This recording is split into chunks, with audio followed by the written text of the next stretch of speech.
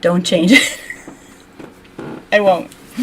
All right. Welcome to the first meeting of the book club. It's been a bit of a disastrous start, but you know what? Got to roll with it, right? I'm very happy to have everyone here. I want to introduce myself. For people who do not know me, I am Kim, technologically incompetent, but I have other skills. So I host an Angry Soccer Mom YouTube channel, a Facebook page, and other platforms. And tonight's book club meeting will be geared towards educating white folks who want to learn about systemic racism and ultimately to find their voice and be able to stand up and use their white privilege to support equity in America. That's my dream, that this will happen in my lifetime. It would be amazing. It's taking racial responsibility. So in just a minute, I will introduce the panel, and then I will briefly go through a summary of the forward, introduction, and author's notes, and get into Chapter 1.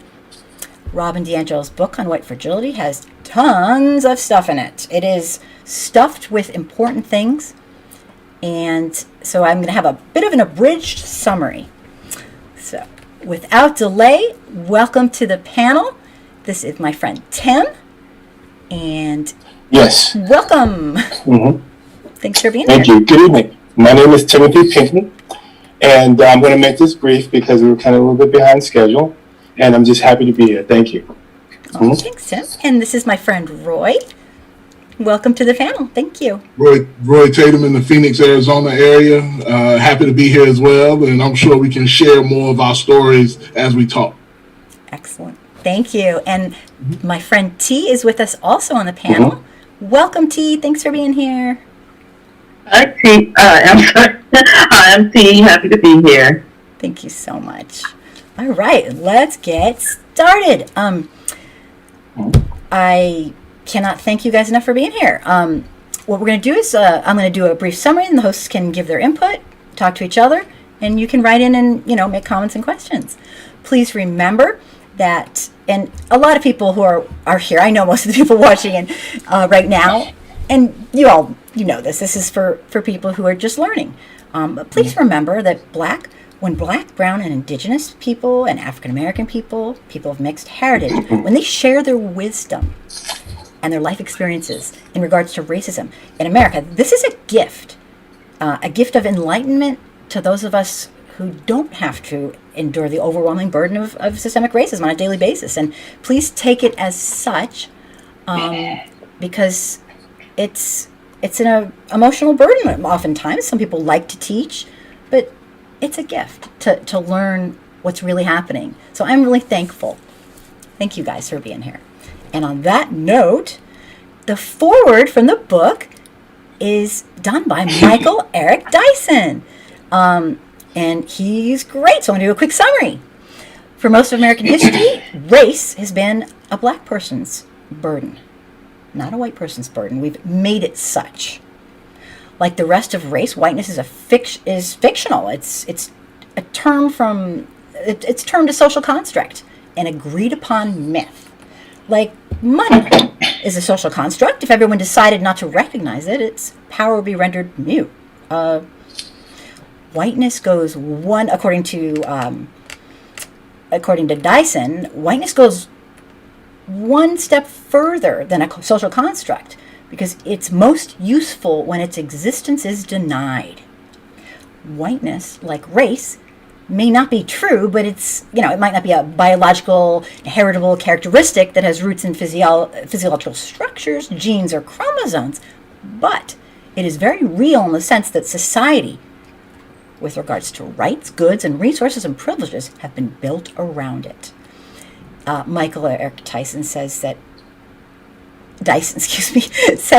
everything Robin DiAngelo says in her book, black people have been saying for years, forever, but white ears have been unable, too sensitive or too fragile to hear. He says that white fragility is a crucial concept that inspires us to think more deeply about how white people understand their own whiteness. So he did a really great, if you read the book, then you already read this, but then there's the author's notes. A quick summary of that. Robin DiAngelo is really into identity politics. She says the U.S. was founded on the principles that all people are created equal. Yet, the nation began with the attempted genocide of the native people, stealing their land, and American wealth was built on people who were kidnapped and enslaved, forced into to become slaves, black people and their descendants, and people, so it's identity politics is her thing. She says that identity politics refers to the barriers that a specific group faces in their struggle for equality. Exclusions of those from having a voice at the table, it does not have to have intent. The assumption is that the access enjoyed by the controlling group is universal, when it is not, for the most part. For example, we're taught that women were granted suffrage in 1920. We learned that in school, but the fact is, white women were granted the right to vote. Not all women.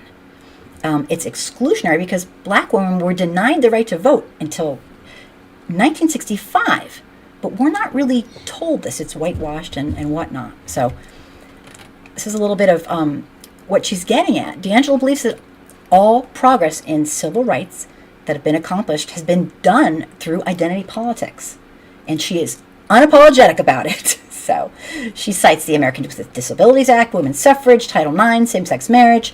Many people probably disagree with that, but we're doing her book, so this is how it goes. By not naming groups or not talking about them, we are serving the people who already have access. The book was written mainly for a white audience. The book might be very jarring and uncomfortable to white readers who may feel a need to leave, basically. I personally am asking people to please try to fight that. It is a temptation. We'll talk further about that. We're rarely asked as white people to think of ourselves in racial terms. So in order to get through this book, white people need to build our stamina about hearing and making critical examinations of our white identity. And just saying the word white can make people run. I've seen it myself. DiAngelo goes on to say that, while it's not a best practice to center white people in the conversation about racism, that this book kind of does that. It doesn't say kind of, I'm saying kind of, it does do that. As a white author, DiAngelo believes that, in this case, she can speak to the white experience in ways that might be harder for the audience to deny.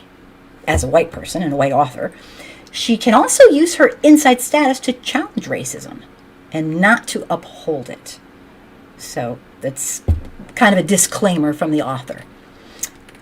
I'm going to do a quick, her introduction is how can we do this if we can't get there from here? How do we do this? In North America, we're deeply separated and unequal by race, and whites are the beneficiary of this. So we're insulated from racial stress, and we feel entitled to its advantages. We seldom feel racial discomfort, so we need to build our stamina. Initial anger and resistance that Robin DiAngelo's diversity training, that she found in her diversity training, was really intense. She had white people living in suburban neighborhoods, and they believed they had no racial prejudice and they were not racist. But they also had very little contact with black people. Many claim that white people themselves were oppressed. They claim they were the oppressed ones. So, many claim that racism ended in 1965 with emancipation of humans who were forced into an enslaved status by white people. Some thought racism was a matter of a nice person versus a mean person.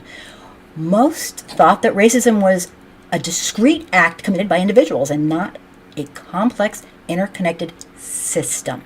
DiAngelo came to see that the way we are taught about racism in America makes it virtually impossible for white people to understand.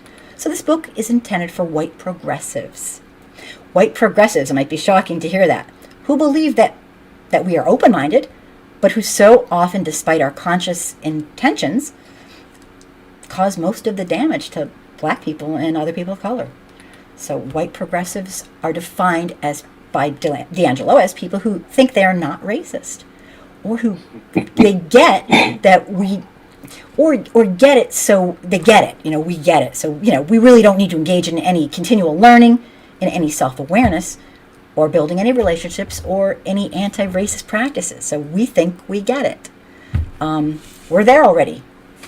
Chapter 1. Here's a summary, and then we will go right into the panel. And normally I will not do such a long summary, but there was a lot before Chapter 1 that was super important. The challenges of talking to white people about racism. Chapter 1. White fragility. As white people, we don't see ourselves in racial terms whatsoever. We are taught to see others in racial terms, absolutely. We are not taught to behave as if our race matters. I have a great example of that from my example. My parents never talked once to me, ever. Not once about me being white, never. So drawing attention to us as white people is a very common trigger for white fragility. This is not what we do. We don't use the word white. We just don't. Our first task is to build stamina, the stamina of simply having our race named. It sounds so simple, but because it's a critical component of cross-racial skill building, the ability to sit and be uncomfortable is something white people need to build up, according to DiAngelo. Another reason that it's such a challenge for white people to talk about racism, according to DiAngelo, is our opinions are uninformed. White people's opinions about race tend to be very strong. Yet, unless we've devoted intentional and ongoing study to our opinions are basically uninformed and ignorant. You have to put the work into it. And it's a lifelong process. So how can DiAngelo say all these terrible things about white people, saying they're ignorant, when she doesn't know us? She doesn't know us. Well, I will tell you, and this is all from her chapter 1, which we'll be discussing in a minute. There's nothing in mainstream U.S. culture that gives us any of the nuanced understanding of arguably one of the most complex social dynamics in our nation. You can be considered perfectly qualified to lead a major or minor organization with no understanding whatsoever of the perspectives or experience of black people or other people of color. Think about this. You can have no or very few meaningful relationships with people who are black, brown, indigenous, of mixed heritage, African American, and no ability to engage critically in the topic of race. And you can be almost anything you want. We can go through an entire graduate program, a teacher's program, law school, without ever having a single discussion on race. Another reason white people are have such a hard time talking about racism and is DiAngelo hypothesizes that our silence, our defensiveness, and our argument, and all the pushbacks are not natural, but are constructs in our society to hold the racial hierarchy in place. And our definition of racism in and of itself as white people is just, we look at it as an intentional act of racial discrimination committed by immoral individuals. And this works to our advantage as white people to make it so that we believe we are not part of the problem and therefore have no work to do. Another reason it's hard to talk about, for white people to talk about racism, is our lack of understanding of socialization. And have you ever noticed, and this is from the book, the white response to racism, they're all pretty predictable, and I've said this a number of times in a lot of my chats, that there's about 30 classic cliche things that people bring up to deny racism. And I believe this is what she's referring to. DiAngelo says these are stemming from Western ideologies of individualism and objectivity, of which we are a lot confused. So the purpose for tonight is just to understand these ideologies, and these are the ones that make it much more difficult for white people to explore our own aspects of the white experience. I'm not going to go way into it, but she says another reason it's very difficult for white people to talk about racism is we have a simplistic understanding of racism. Most people define racism as, in the post-civil rights era, as a person who intentionally dislikes others because of their race. Racists are immoral. And this is deeply offensive to us. And this is not, let me repeat this for the people in the back, this is not the definition of racism the author is using. Okay? DiAngelo strongly suggests that if it's not possible to move, it's just not possible to move forward for white folks in their understanding of race if we as white people are unwilling or unable to experience discomfort. And she has a number of things that if you feel like running away and you're thinking to yourself, yeah, right, this isn't me, what a crock of whatever, then she strongly suggests you step aside and maybe read into some questions and ask yourself why it's unsettling. And what if it were true? What would that mean for yourself? How does this lens change my understanding of social dynamics? And how can this unease help me to reveal the unexplained assumptions I might be making? And on that lovely note, that was the quickest summary I've done. I want to ask the panel to kind of take over. And I said a lot, and I said it fast. And I want to know what your take is. Tim, do you have any comments to make, or? Oh well, I did like when you said this is a gift. Here in the Northwest, we say the gift here is the land that the Puyallups and the Nisquallies that was taken from them, and then we get the gift of being on it today. So I want to thank the natives for that. Well, what I'm understanding is socialization.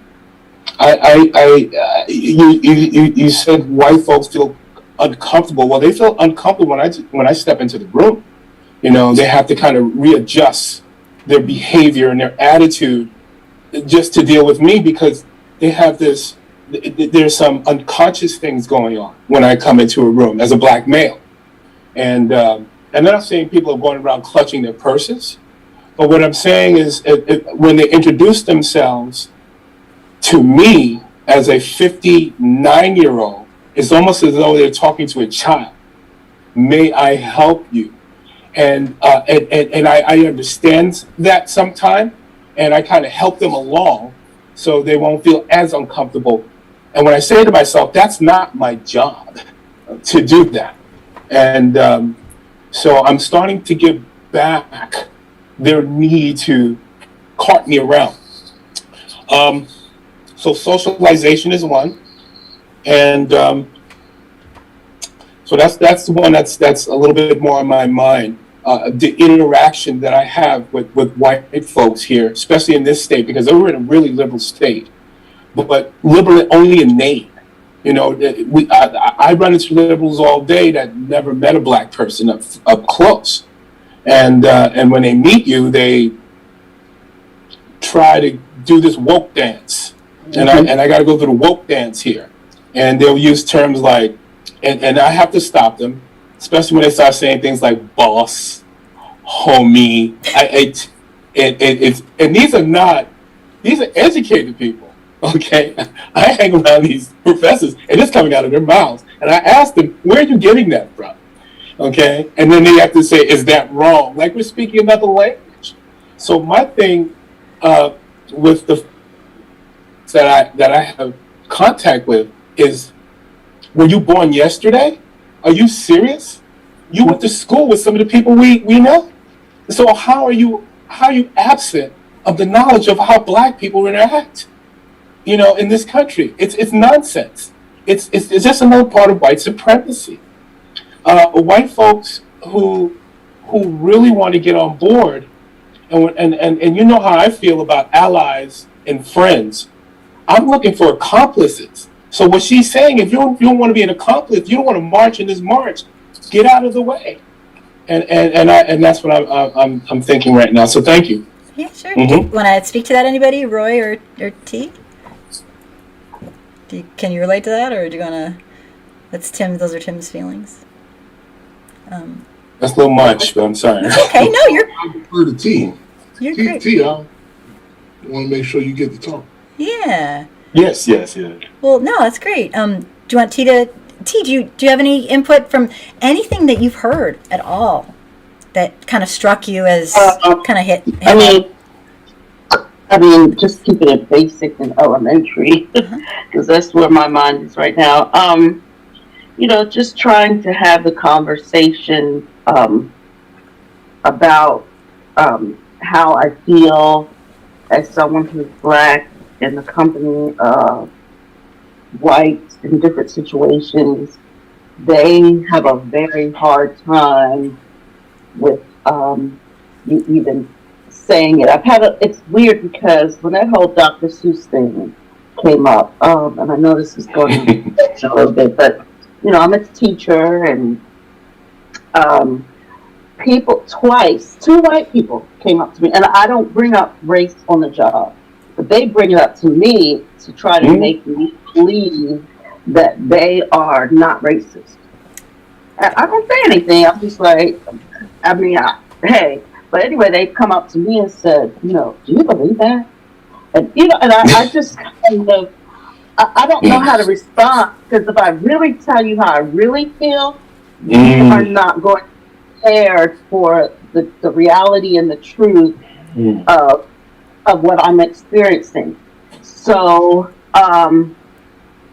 for me, it's just I'm trying to figure out what's the way in to kind of get them even to the point of, and it's unfortunate, but it's like, man, how can I make them comfortable? It's always about how can I make them comfortable so that they can understand me and my experience and where I'm coming from.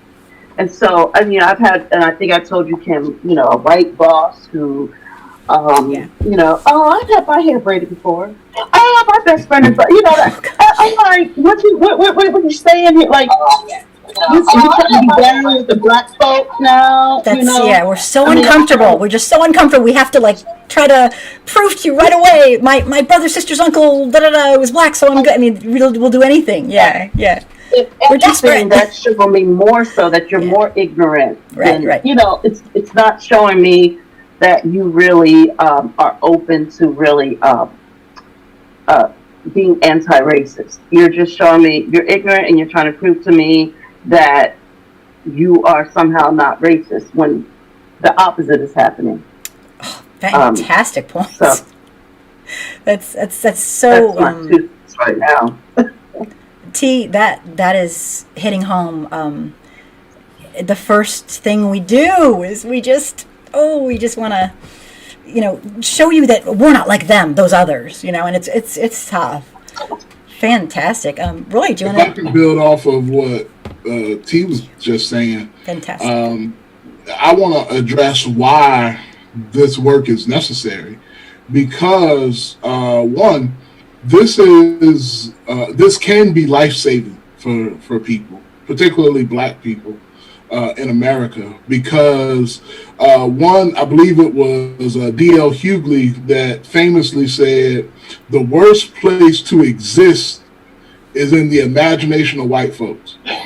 And right. What that means is those that are miseducated about who we are automatically go to the worst thoughts or the worst representations, because we know that Black people have been misrepresented in America since we got to America. And I believe Dr. DiAngelo talks about white projection of who they are onto the Black body. And that is where you get the term of the shiftless, lazy, ignorant, all kinds of derogatory terms that have, I don't know how we earned that, but that is how we got labeled. But at the same time, we were the ones picking the cotton and clearing the fields. We built the mansions and the homes and the plantations. We built the White House. We built the Capitol. We invented damn near everything. So how are we ignorant and lazy? And so one is a miseducation, first and foremost, that a whole system now has been created upon. And so in order to address the realities of this system, you got to go all the way back to those miseducation lessons that will undo what many people believe makes America great, right? So, Absolutely. So the reality is a lot scarier for a certain group of people, and it is liberating for another group of people. So the point is that the truth. I mean, if we were just being honest, if we were just going to be truthful about how we got here, the situation that we're in, the conditions in this country, I think white people would feel a certain kind of way. And maybe it's guilt, maybe it would be sympathy, maybe it would be empathy. But at the same time, they know that they would have power, and now they have the power to share their power or even relinquish the power that they've acquired through ill-gotten gains. I'll stop there. That is absolutely fantastic. I wonderful. Does anyone want to say anything about what Roy said? I definitely, I hear you. Part of the the book starts off really, really early on, just saying it's like almost baby steps, like preschool. Like we as white folks have been miseducated, misinformed, and it's all been purposeful. And when I say that, I don't mean, yes, your mom and dad were lying to you on purpose. It's a system. It's not an individual. It's a system where there's so many pushes and pulls. Like I was telling someone earlier today. Here's a great example. You're born, let's say you're born into a hospital. Well, when you're my age, you're born into a hospital. Most of the men that are delivering babies were doctors or white doctors, right? From your birth, you are indoctrinated. Okay? The nurses, there might be a few women there, but white women maybe. Now it's changed a lot, but it's not perfect. Who will be doing the housekeeping? Who will be doing the cooking and doing some of the menial tasks? When I was a little tiny thing, that would be white. That would be brown, black, and indigenous people. You are indoctrinated from the moment you open your little eyes if you're born in a hospital in the U.S. And that might sound... Yeah. Go ahead. I want to say something to that point. And Roy said it too. He touched on it. But basically, Black people are some of the most hardest working people, on the planet. It's in our culture to work hard, and of course it comes from, if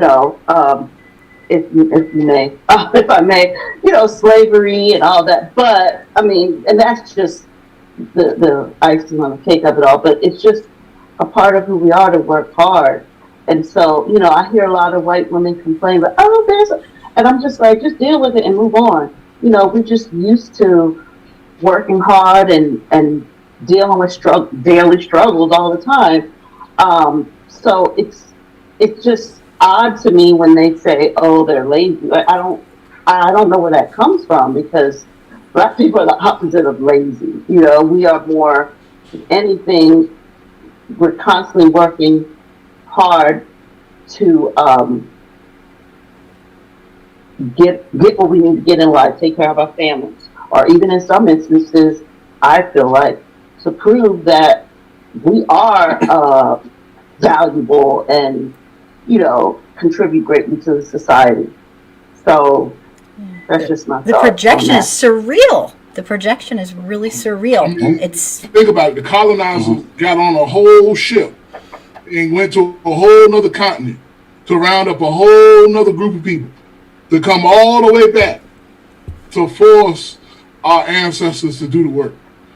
And at the beginning of this, we were doing acknowledgments and appreciations, and so I've learned as well to appreciate. Tim acknowledged the land and the privilege it was to be on the land. I want to take a moment to acknowledge my ancestors, because when I think about that, there was somebody that survived the trip from Africa. There was somebody that created my great great grandfather that created, my great great great grandfather that created, my great great great grandmother, that they survived that to create me to get to this Right. point. So I appreciate those people that went through that experience, that discrimination. I mean, the blatant discrimination. Many people talk about why are we still bringing this up? Why are we still talking about slavery? Why are we still talking about reparations? Why are we still talking about it? Well, this is one time that I get the. I was about to cuss, Kim. I'm sorry. Oh, you're allowed to. You can. This is one time that that my black ass could say something and not feel not get immediate retaliation. When our ancestors could say something back in the day, there was a night ride. When you talk about Emmett Till, when you talk about Bloody Sunday, we're on Bloody Sunday right now, over 50 some years ago, right?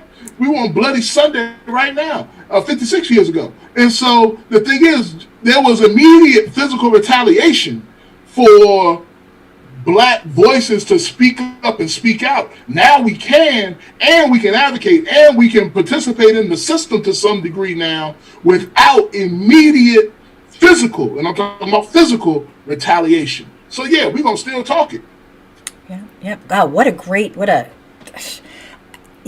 I think about that, there was somebody who survived the terror so that you could be here. And when I think of the gall of this miseducation, this purposeful miseducation, that's the opposite of the truth. I mean, there are plenty of studies that show, I don't want to, say too much information here, but there are studies that show that people literally were worked to the bone. They were worked until their muscles could no longer move. They were worked until they became sick and passed away. So to have such the opposite, and talk about projection, we are indoctrinated into not just a lie, but a hideous lie. It's really hard to come to terms with. It really is. Right. It's a real tough thing. Wow. Yeah, that was heavy. Thanks, guys. That was really nice. But I'm into the historical part of this thing here. And when they talk about the 7 deadly sins, how that was hung over our heads after slavery, now we're lazy, now we're shiftless. And before we was a good Negro, and we was a good dad, and all of a sudden we became the bad dad. And then after the bones, as you mentioned, we built the railroad as prisoners. We laid the tracks as prisoners. The bones were so broken, they were almost fused together. So yeah, we went through a lot of hell as a people. And for some reason, this hell is still stuck in our DNA. We feel this when we wake up. So it's not a good feeling. But what I'm experiencing from our white folks is they're looking at the numbers. They're committing suicide, their birth rate is low, and here's this explosion of people of color all over the place. What are we going to do with our black problem? Well, let's burn down the White Houses. That didn't work. So they're going to have to start dealing with us. And so what do we have? We have Kamala, and we have President Biden. We're going to see what's going to happen with that. How is that going to change my daily life? How is that going to help me financially? How's that going to help me purchasing? How's that going to put me into society where I've always been? They act like I'm just showing up for the first time, like I'm a refugee from another country in my own country, taking part in whatever is supposed to be taking part in. And when we asked to take part, we criminalized. And then, of course, your favorite, Kaepernick, criminalized. All this brother did was put his knee on the ground. And whites looked at him as though he broke the law, and now they're running into the White House in outfits made of flags. And so this country is ridiculous with its birthright. And me as a black person, I'm from the South. Okay, I got slaves in the family. I'm a descendant from that, and now this thing is turning around. We're educating ourselves. We're doing the things that America keeps asking of us, but yet we keep getting less of the needs to survive in this country. How are we dying of COVID like this? How are we double the death rate of other human beings on this planet? Not on the planet, but in this country. How is that so? So that tells me, because I know white folks created this system, white folks are going to have to dismantle it. We cannot do it. We are the voice. Our black women are pushing white people. Our black men are yelling out, screaming, saying, "We want our autonomy. Stop following me. Stop." Something has to give. We don't have any guns because our society is felonized. So they have all the guns, but we do have the vote if we can. And I'm a policy guy. We have to change some policies. And we have to get rid of things that harm black people. Restitutions. We have to get rid of things like no driver's license, no IDs. How do you not have an ID in this day and age? But people do not have an ID. It's like they don't have an identity. And so how do we get our identity back? How do we stop white folks from taking away our history and regentrifying our communities and building things within our communities that we can't even afford to move back into? So this is what we're going through here right now. So I'm kind of feeling that way. And in your community. And again, so I'm speaking out all over the place right now. And I'd like to share this. And I don't want to get too wordy, but I'm doing a deal with the city with a Pierce County Water Initiative group and another group called the Wildlife Group. The city is a city, and the other two groups are nonprofits. And I'm the only white guy in this group. And they have trees. And they want to give us trees for the black community, which that's the community I work mostly in. But they want to do it. Right. And so I it's said, no, Tim, we don't want you to do it because, right. You're the only black man among... No, I just wanted to clarify. You're the only black man among these white folks, and they want to do something for the black community, just to clarify. But they want to do it. They don't want the people in the community to do it. Right. Yeah. They want to be the image of it. And I'm saying to them, we are tired of looking at you. We know when you plant these trees, you're going to leave. And no one will know how to take care of these trees, so these trees will die. And because we're a trading organization, we got a grant to pay people to plant those trees. So that way we can pick the people we want that live in that community to plant those trees and give them a stipend, because black people need to be paid. We don't have jobs.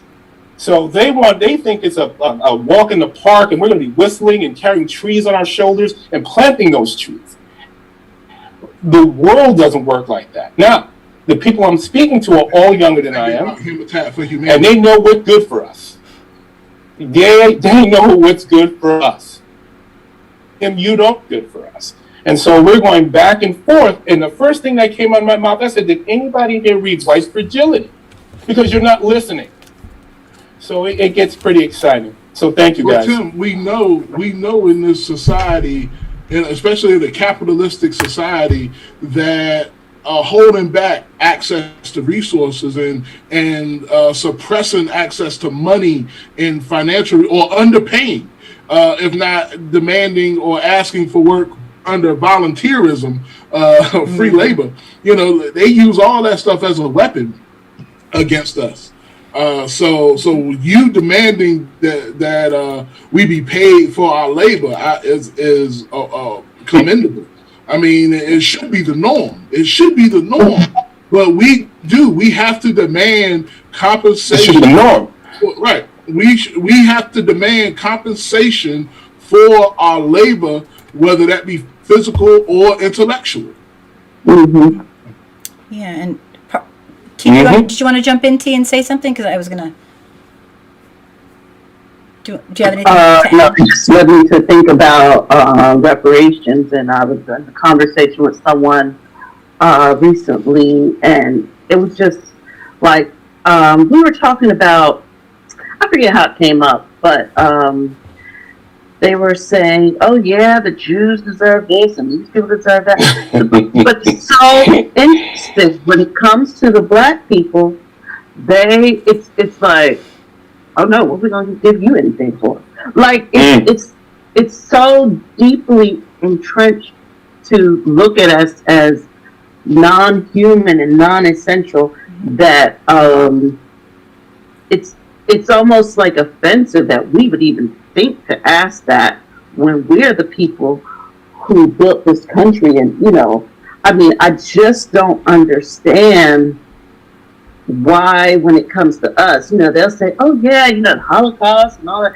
But when it comes to black folks, it's like, oh no, you don't deserve that. I mean, I literally just read the comment and I was just like beside myself because I'm like, do you even see what you just did? You were on, well, you sat there, stood there, whatever. You're on there talking about how all these other groups deserve this and that. And when I bring up, oh yeah, black people, you completely stop in your tracks and immediately, what are we going to give you anything for? Yeah, I don't understand that. And it's like such a hate and such an animosity. We didn't ask for any of this. Right. Yeah, and part of the reason this book is so important for white folks to really grasp and get a hold of and really study and try to learn is because the black community in general has been, how long does a community have to wait? Not to get more than what everyone else has. We're waiting on the federal government. What are we waiting on? I mean, how many days, weeks, centuries, years we're saying be patient, but we can't count on, we can't count on our federal government to make this right. They are invested in it. So that is why I am calling on, and have been for a long time, and I'll do it till the day I take my last breath, on white people to take some racial responsibility at the grassroots level and say, you know what? I will not stand here and do nothing and watch while my fellow humans are treated. I mean, it's a crime against humanity. It's an ongoing one. And that's why when we talk about Biden, we talk about all this, I think, well, that's lovely, but we need to, white folks, we did this. And so when I talk about the book... Stop making us make you feel comfortable in order for you to right, this is on us. And the fact that we, for the most part, deny everything. I mean, there's a bazillion of them. That's why White Fragility, the book, is so important to understand for white folks, that we are afraid to say the word white and all the reasoning and all that. And what that's doing, it's killing people. Our comfort kills. Does anyone want to? Anyone that feels that this doesn't apply or that they're beyond this or past this, I challenge you to have a conversation with your own children. Have a conversation in your own house. Have a conversation at the dinner table or the breakfast table, wherever the family convenes. Have a conversation with your children. Ask them what they learned during Black History Month, or ask them what they think about Black History Month. Ask them what they think about the social justice movement, whether it be the civil rights movement or Black Lives Matter. Ask what they think about it to get where they are. And I guarantee that there are many white families that are not having direct, honest, deliberate conversations, or even accurate conversations probably about it, unless they've been properly educated to do so. And we said at the top of the conversation that all of us at some point in time were miseducated, and so it's intentional to get the right information. And so, white fragility will continue on because it's baked into the system. It's baked into the whole system. I think I saw somebody say, why aren't we talking about the book? We are talking about the book. This is about it. Right. And I would tell even Robin DiAngelo, she's just scraping the surface. She's just making you aware. We're helping you get into the deep dive of how to apply. the application portion of white fragility, or how to combat white fragility, is one thing. We already know it exists, so you can't argue about its existence. We already know it exists. We're saying, here's how you can deal with it. Here's how you can address it. Here's how you can, confront it within yourself and probably within your own family. I'm not telling anybody to go out on the street corner and start preaching to white people. Don't do that. But you can do but you can begin in your own home. I will say that. That's a fantastic point, Roy. Here's the thing. I'm going to be the person who just speaks kind of bluntly here. If you don't mind, please forgive me. We did this. We have a white person problem in America. Okay? Not a black person problem. We have a white person problem in America. We did this. You personally might not have done it. No, I'm not blaming you. It's a system. But by white folks being so fragile and so afraid and not willing. These are our fellow humans, for God's sakes. We live in a country that boasts liberty and justice for all? What kind of crap is that? But we'll stand and watch. And so my challenge has always been to white folks, you got to drop your ego at the door. It's not about us. It's about a system that by doing nothing, we uphold. And we see the results every single day of torment. If you don't have a single close friend who's black, then you don't know. I mean close friend, not just a friend, not knowing a black person. I'm talking about a friend, a close friend. If you do, you will know all this, and you will delve into it, and you will never let this kind of thing go on and just, that's just the way it is. So that's the big thing with the book is people are holding out, let the government do it. No, it's us. We need to take racial responsibility. And all this, what the panel's talking about, the book is, explaining to white people, this is real. This is what these people are living. This is what we, by upholding this, do. And so I think it's really important. There's no topic that's off subject because systemic racism's everywhere. Everywhere. It's in the air. Like Obama said, it's in the air we breathe. So to hear, I know a lot of the book, and I don't want to go on and on, a lot of the book's talking about white people. Just stop making it about us. Stop being fragile and think about the system and learn. And it's a very first step. It's a baby step. But if you don't get over your own, defensiveness, you will go to your grave just living in another world. And that's what a lot of us like to do. And it's selfish as hell.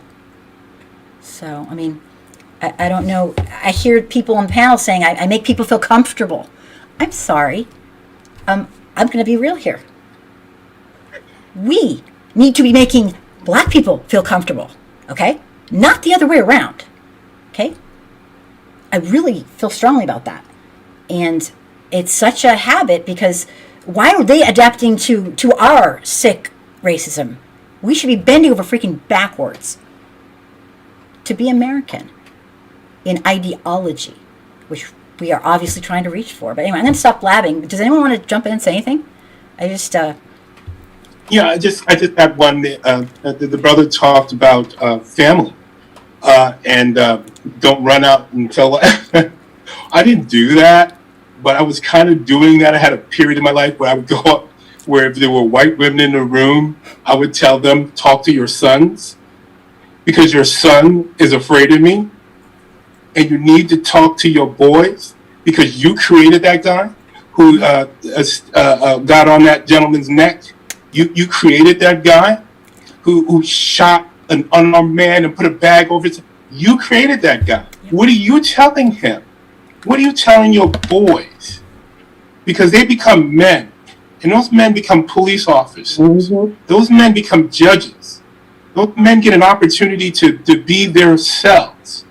When black men are born, no one tells us what we can be. No one ever told me I could be an astronaut. No one ever told me that I can be the president of the United States. What are they telling their sons? That's all I have. Thanks. Do Do you wanna? Anyone else wanna jump in? Going too much. T or Roy? It's heavy.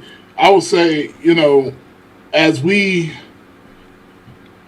grow up throughout the system, whether it's explicitly expressed or implicitly expressed, white children see the injustice and they see the privilege and they see the favor and they follow it. If they know that they do something and they don't get in trouble, they keep doing it. But they see you do it and they see you get in trouble. They did the same thing you did, but they see the penalty for you as the black child or as the black boy or the black girl. They realize, hold on, am I invisible here or am I immune to that penalty? So therefore it escalates. It continues to go. And I believe there's some type of adrenaline rush. I mean, there's some that take it too far. They want that rush. They enjoy mischievous behavior because they know there's not going to be a penalty for it. So they push the line further and further and further because nobody checks. Yeah, we're socializing. People are watching. I always say that little eyes are watching, and to start with the family. In fact, it's sort of interesting that Roy, you had earlier brought this up about you basically were talking about the cycle of racism, continuing the cycle of racism, and that is done at home. And sure, it's done at school and it's socialized in every which way, but it's done at home. If you're a parent, it is done at home. And we actually, during my T, you remember, T was there. We chatted most of, good hour today on things white parents need to do to raise children who care about their fellow citizens and believe in the sanctity of life. And I had a list of 57 things. I didn't finish the list today because I blab, but it's not like we should be thanked for doing this. It's called acting human. And I'm not trying to guilt. Go ahead. In the black home, we have to teach our children to love themselves no matter what shade or, the whole colorism thing, like I was telling about. My daughter, one thing I'm happy about with my daughter is that she sees herself as beautiful and she does not have that issue because I was intentional about helping her to see that her beautiful dark brown skin is gorgeous and there's nothing wrong with that. So she does not have that issue. Even if someone in society were to approach her and say something, she would look at them like they're crazy. Like I know I'm beautiful. I don't have, That's on them. Right. That's on them. Right. But like, what? If we have to teach our children not to hate themselves, the least we can do. How much more do white families need to impress that upon their children? If it's a struggle within our culture because of how it's been indoctrinated in us, and we're not even white, the whole light skin, we all know the whole light skin, dark skin, brown, bag type, we all know that. If we're taught, if we're having to teach our children how to fight that because it's so permeated in our society, how much more do white families need to do that with their children? Yeah, T, that's a great point. Once again, putting the burden on the black people, the people who the white people have chosen to purposefully, over time, oppress. Why isn't it our responsibility to stop the cycle, this cycle of racism that goes from generation to generation, and teach our children how to be great humans? It's just a matter of responsibility. Roy, do you want to say something? He just reminded me of something that we began to learn and observe ourselves. Because yes, in American society, black people have to be intentional about learning self-love. But it's funny because our white brothers and sisters will go out and lay out, on a beach chair to look like us, to get darker. It's right. Yep, and it's crazy. And now, it's a more fashion sense, right? to go and get injections or Botox to have right? It's a cosmetic procedure to go and get booty injection. I'm gonna keep it real with you. Yeah, no, we do. That's what we do. Yeah. Because they want to emulate, particularly I would say women begin to want to emulate the accents of black women, and so many things that or even the braids. I heard somebody say I got braids too, but even when it's one thing when black women would have cornrows, it was considered ghetto, or it was considered. But when white people women get cornrows, it's considered exotic. Yep. I just spoke about that. Yep. And how disgusting and ludicrous. See, here's the problem. And I'm not trying to... you guys got me triggered here. I'm sorry. I'm going to make everyone... Turn off everyone's mic. I'm just talking. People, oh my gosh.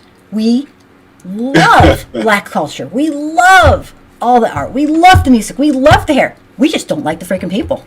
And that's messed up. We just... we want... That's why Kaepernick was so upsetting to us. We were devastated because... How dare he? We want to watch our football.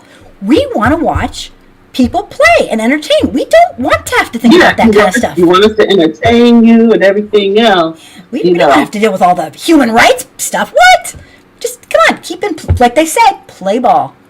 And that bothered us because but it wasn't about just Kaepernick. It was about Kaepernick, Janet Jackson. It was about Marvin Gaye. It was about any black person that espoused Americanism or any type of patriotic. Why does he sing the national anthem that way? He is a black person. He's a black man. We come from the church. We come from the soul. We do that thing, but we always get grief for being our true selves. There's nothing wrong with being your true self. At least they tell us, their true selves. We see 74 million of their true selves. I believe that. I believe my eyes. They don't believe their eyes. They make up shit from QAnon, spaceships. All sorts of things are coming to this planet. We're desperate, Tim. That looks We're desperate to hold on to our hate. So therefore, I'm dismissing all that, and I think black folks need to just go ahead and it's our turn. I hate to put it the way to say our turn, not to run this country or this nation, but it's our turn to be the patriots. It's our turn, okay, to stop injustice, environmental injustice, and it just goes on and on and on. But my thing is whites are silent, and it kills the silence. It hurts, you see, and my big question is always: can they see this, or do their eyes see something different when their children are being gunned down? What do they see different in their heart and mind? What is that? Because it's not. If they want to say the Jesus thing and all that, none of that stuff even applies. So, I believe my eyes. I believe that I live actually in a red state. We're democratic, but this is a red state. So when I see the guy in the pickup truck and the gun, I believe him. I truly do. All I have to do is step out of line. We have to stand your ground here. Okay. I want to pick up on where you are, Tim. Real quick, just to go to yes, sir. Black Lives Matter real quick. We all know that Black Lives Matter was derived from black children losing their lives at the hands of either law enforcement or vigilantes, right? Mm-hmm. And so we had to say, and they were not being prosecuted, they were not being investigated, they were not being arrested, they were not being, treated as if they committed a murder. Impunity. They were able to go home and have dinner with their family at the end of the day after they just killed someone, right? Someone's baby. So we had to say Black Lives Matter to bring awareness. Pause. Why? And Kim, I'm not asking you to say no. it, but why was there pushback? Why does it have to be pushback? This is America. When we say Black Lives Matter, and then someone says, oh no, all lives matter. Who do you think you are? You know? Right. But if you're gonna say all, why can't you say black? Because Right. we can say your life matters, especially if your life is under threat.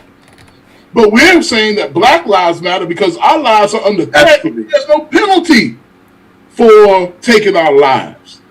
It's a free-for-all. That's rooted in slavery. Absolutely. We It's a can talk about free-for-all. that. It's a free-for-all. And until Yes. I've done plenty of videos on the all lives matter. It's obnoxious, it's disgusting, and don't even get me triggered. Oh my gosh, I'm bad. I get very emotional about that. But yes, fantastic point. Do you hear? I want to ask the audience and white folks who will watch this, you know, and reruns, I call it, whatever, after it's been taped.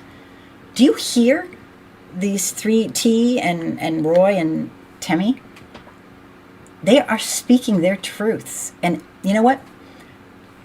Because I'm in the position I'm in, and many of my friends are Black, brown, indigenous, African American, this is not like some sort of this is not some sort of what are they talking? I hear this from every single person, every single day. They don't know each other. This isn't some, you know, they got together and said, oh, let's do. People don't know each other. I hear the same stories over and over and over. They're always the same. And listen to their words. Listen to the pain that he's calling it a burden is a really, I think, kind of a, you know, a nice way to put it. In my mind, what they are describing right here, and this is just me, this is not from the book, it is an ongoing crime against humanity that white folks choose to uphold by doing absolutely nothing, for the most part. And we have to stop waiting for someone up above, you know, in federal government to do it. No. We need to take individual responsibility and say, this ends with me. We're not here to be saviors. We are way over that. We're not here to get our our picture on Facebook. We do this because it's called acting human. And that is my take. And I'm sorry, I just had to jump in there. It's called acting like a goddamn human. We don't need credit for this. This should be the given. These are our brothers and sisters. And if we can't put our discomfort behind, our discomfort is their death. Seriously? We choose our discomfort over them dying? That's messed up. But that's what we do. I think it's important for people to see that, and I'm glad we were on All Lives Matter, because All Lives Matter is a manifestation of white fragility. If you're not putting the pieces together. All Lives Matter is manifestation of white fragility. 100%. If anybody doesn't understand that, let us know. So we can unpack it if we got to unpack it even further. Yeah. Until Black lives matter, all lives will never matter. And it is an embarrassment. Right. It is embarrassment to call out all lives matter. It's basically a denial that is, and I always use these analogies, and there's so many of them. Your house is not on fire. You don't need the water, okay? You have the benefit of the doubt. Black America, they don't get the benefit of anything. And they have to work doubly as hard and be doubly as great to get anything. And I'm sorry, that's the truth. And this must end because it is not good for anybody. So, does anyone want to make any, closing statements or just anything? I know that it's important that we hear and listen, because this is all about the book. It's everything they say is about the book, because our fragility is chosen over their lives. I'll say this. Um, this country was built to make white people comfortable. So if people can get that out of their minds, or in their minds, I would say, um, as they try to become educated about all this, they can understand that everything that people say is quote unquote American is really for white people. That leads into the whole white fragility thing, the whole, we shouldn't have to make adjustments to appease white people, even to the point of having to share our plight of injustice. We shouldn't have to do that. It shouldn't be about appeasing white people. Therein lies the problem. Everything started with appeasing white people. And it's still going on. That's why they say all lives matter, because it's like, well, it's not appeasing me, so we got to say all lives matter. It's not about you. It has nothing to do with you right now. Why does everything always have to be about y'all? Why can't we sometimes say, hey, these people over here, like you said, the house thing, these people over here need some help right here, right now. Why would you do that? If somebody needing help, you would say, oh, what? Somebody over there is dying. You're not dying. I matter too. What does that have to do with anything? It's like, that's asinine. Like, why would you even think that way? But when it comes to us, that's what happens. I could go on and on about, they have an issue. One little month, Black History Month. Can't even hardly get that, and that's nothing. We contributed to this country, and you're going to give us one little month and get mad about that? Like, come on, everything in this whole country is about you. We can't have nothing. So, yeah. I could go on and on down that rabbit hole, but I'm going to stop there. Well, the shortest month at that. Right. Say that again, Roy. I didn't quite catch that. What was that? The shortest month at that. Well, you know what? I'll tell you, the first thing I said that Michael Eric Dyson said was for most of history, all of history, race has been a black person's burden. And I am here to say that we have a white person problem in this country. Okay?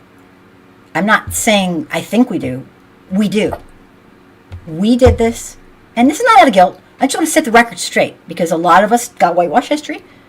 White people purposefully did everything in our power, and we're still doing it, to make sure that black people did not accumulate generational wealth and would not have equity to what this society offers. So I would love to see the entire dynamic switch over to, we have a white person problem. And that's why I say it over and over, and people want to slap me. But because, you see, when we make it a black person problem, we're fine. We're not doing anything. No. And it's a lie. And I won't live a lie, and I won't stand here and listen to people living a lie and not say something. So anyone else want to jump in? And T.I., you always trigger me. Who is somebody talking? No, go ahead. Oh, is it me? Okay, I just want It's to you. thank and thank you for this show tonight. It was amazing. I really enjoyed myself. But what I would like to say, at least to black people and to black men especially, don't be afraid to fail. Okay? Don't be afraid to fail. And when you fail publicly. And you will move on to success. Thank you. That's all I have. Okay. Because we always seem to fail in this society. So don't be afraid. You're fine. Mm-hmm. Yeah, it's a toughie. That's my men's talk. That's for my guys. And this isn't the last time Tim. Don't be afraid. Yeah. Tim comes on all the time. He's wonderful, and Huh? Tim, you're wonderful. You come on all the time. This isn't the last. That's just the beginning closing statement. He comes on all the time. But Roy, Yes. do you want to add anything? I can't thank everybody enough for doing this tonight. Oh, thank you for inviting me and having me. I like I said, I think the most important conversation that you can have right now is the conversation with yourself and the conversation with your family around their honest, feelings and emotions and intellectual positions on race. There may be some people that decide to be racist for whatever reason, and it's not illegal. Unfortunately, it's not illegal to be racist. But whoever you are and wherever you position yourself, I just want you to be honest. Don't tell me that you're my friend and in all honesty you're my enemy. Don't tell me that you're for me and truly you're against me. Just be honest with who you are, own it, and I know how to deal with you from there. And so the thing that, and I believe we talked about at the top of the show, was the moderate, the liberal, white person, as Martin Luther King wrote in his letter from a Birmingham jail. If you've not read that, I encourage you to read Dr. King's letter from a Birmingham jail, where he clearly says, he said, I'm not, worried about the White Citizens Council or the Ku Klux Klan because, I know where they are. I'm more worried and disappointed by the white moderate who is more concerned with order, than justice. I'm proud of myself. I just kind of quoted that out of the top of my head. That was a good. I like that one. I'm stealing it. We got you on tape. Read a letter from a Birmingham jail, and you will see that where Dr. King was over 50 years ago, we're still in the same position. Yeah. It's a really, really scary place. Yes, we are. We're still there.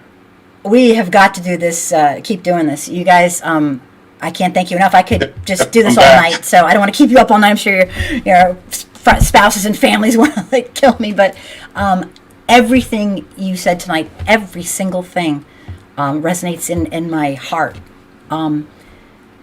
This is real. And you guys, anyone who knows me knows, real is what we do here. There's nothing too real. This is our life. And I just can't thank you guys enough for the gift of your wisdom. So I'm gonna say goodnight. I really will keep you here all night. I'm not kidding, because I could just talk and talk. But thank you so much. This is our first meeting of the book club, and there will be much more talking by the panel next time and less yapping by me. But this is kind of